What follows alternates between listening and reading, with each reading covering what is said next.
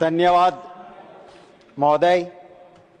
मैं आज खुशकिस्मत हूं कि ग्रामीण विकास पे बोलने का मौका 12 मार्च को मिला है और 12 मार्च माने गांधी जी की दांडी यात्रा का दिन है। गांधी जी की दांडी यात्रा का दिन। और गांधी जी ने कहा था कि इस देश की आत्मा गांवों में बसती है। महात्मा गांधी जी ने कहा था। हाँ, कुछ लोग महात्मा गांधी जी की हत्या करने वाले की विचारधारा में विश्वास रखने वाले चाहे माने या ना माने, सच्चाई ये है कि 68% आज भी पॉपुलेशन अगर कहीं है तो हमारे भारत के गांवों में रहती है। और मैं गांव से आता हूं, मैं वहां की समस्या और हकीकत को अच्छे से जानता हूं। हमारी सोच महात्मा गांधी जी की विचारधारा के आधार पर रही।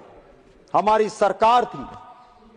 देखा कि महात्मा गांधी जी ने कहा था कि गांव में देश की आत्मा है, गांव को मजबूत करो, गांव को अर्थतंत्र और दो।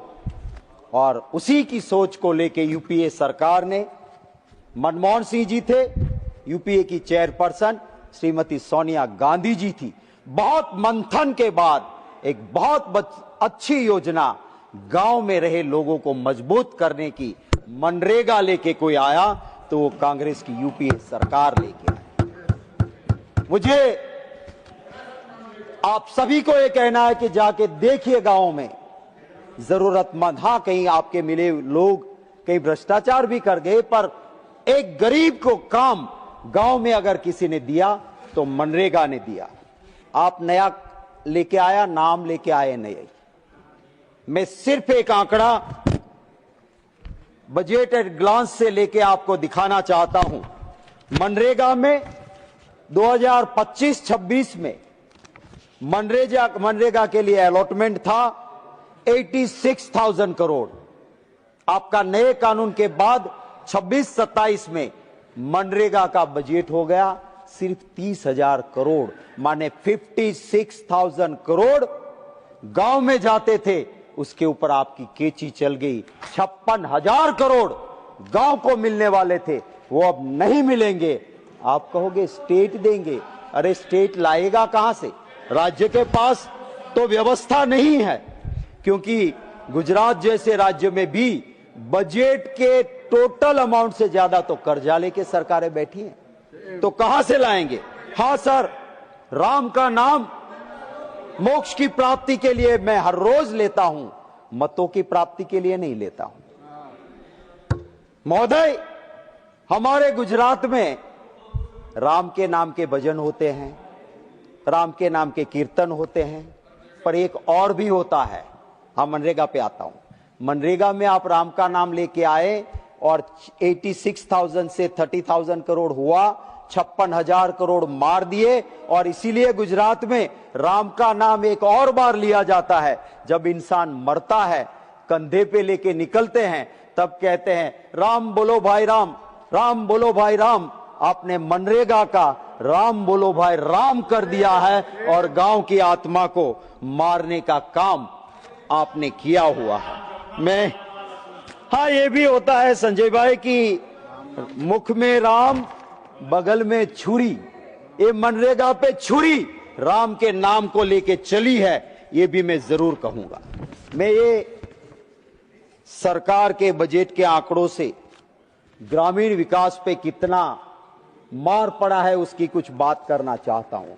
Sir, Jeevan mission national rural drinking water programme, sir budget बनता है, एक आंकड़ा बजट प्रोविजन का होता है। कुछ महीनों के बाद सरकार एक रिवाइज बजट करती है कि काम ज्यादा करना पड़ेगा, अमाउंट बढ़ेगी या कहीं कम करते हैं। अब देखिए सरकार ने क्या किया। जन जीवन मिशन पे ग्रामीण प्रोग्राम में बजट एस्टिमेट था 66,000 करोड़, रिवाइज किया 1,700 करोड़, माने आपने 5,000 करोड़ रुपए गांवों के एक झटके में काट दिए। आपका प्रोग्राम था राष्ट्रीय ग्राम स्वराज अभियान, 1,064 करोड़ का आपका प्रावधान था। आपने सिर्फ 850 करोड़ दिए, रिवाइज एस्टीमेट में पैसे काट दिए, ग्रामीण क्षेत्र के काट दिए। आपने प्रधानमंत्री आवास योजना में बड़ी बातें की थी और कहा था 54,832 करोड़ का खर्चा होगा।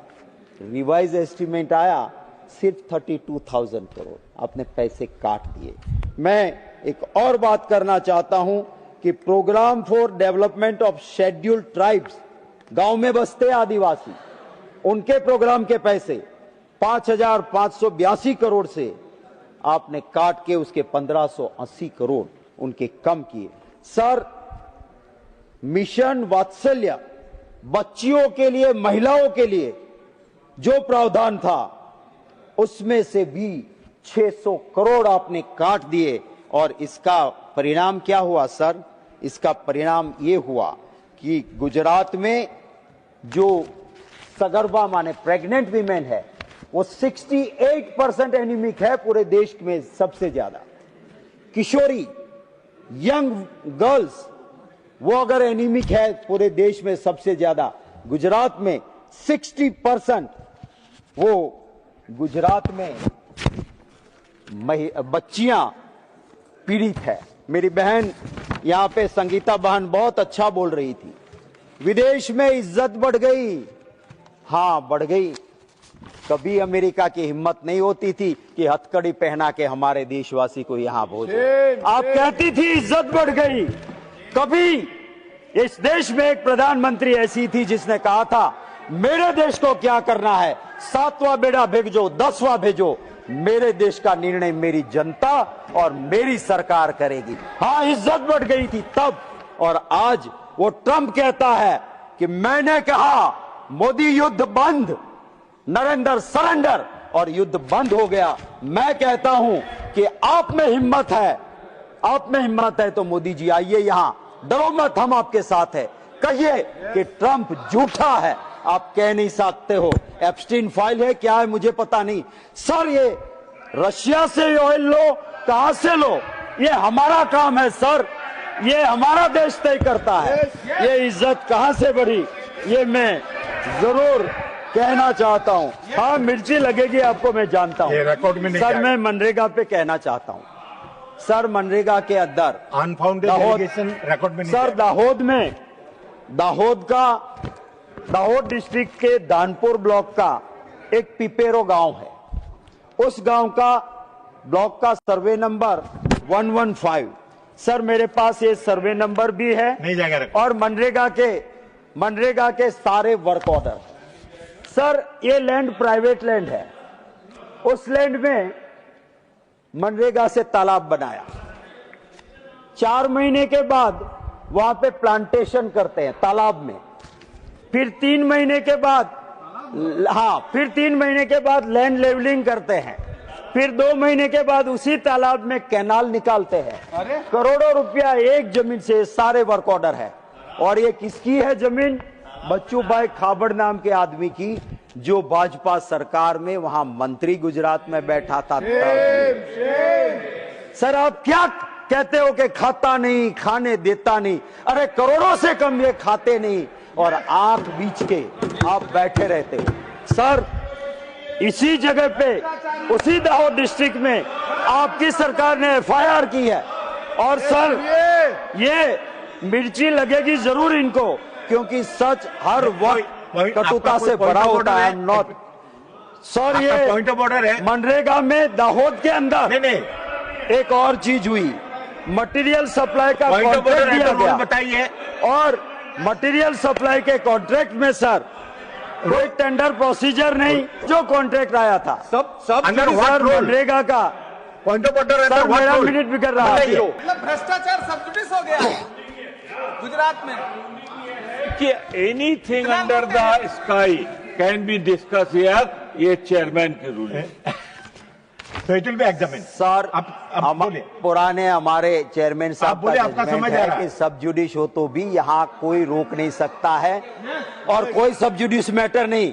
मंत्री के खिलाफ FIR हो, CBI से जांच हो।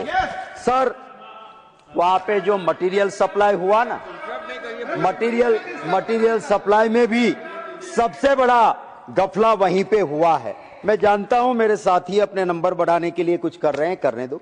सर मैं ये कहता हूं कि ग्रामीण विकास के लिए, सर ग्रामीण विकास के लिए जो काम सच में करना चाहिए वो तो करते नहीं है। और गांव में जो हालत हो रही है, ये हो रही है, चाहे गाय के लिए गौचर की जमीन हो, चाहे खेत की जमीन हो, उन सभी जमीनों को अदानी जैसे अपने दोस्तों को दी जाती है और देश को लूटा जाता है। ये हकीकत है। और जब हम इसका विरोध करते हैं, मैं sir I am concluding, sir I am concluding कुंठाघात को उनके ऊपर मुख्यमंत्री से हटा के किया गया, मैं ऐसे शब्द नहीं यूज करूंगा। आपको सर एक्स्ट्रा समय दिया गया है, लेकिन आप सब्जेक्ट पर रहिए। सर मैं बिल्कुल सब्जेक्ट पे बात कर रहा हूं मैं। और sir MNREGA is a part of rural development, और मैं उसी के अलावा और कोई बात नहीं करता हूं। सर ये रूरल डेवलपमेंट के ऊपर कंट्रोलर एंड ऑडिटर जनरल जब हमारी सरकारें रहती थी, सीएजी कुछ कहते थे, आप तो कहते थे सीएजी ने कह दिया, भगवान ने कह दिया।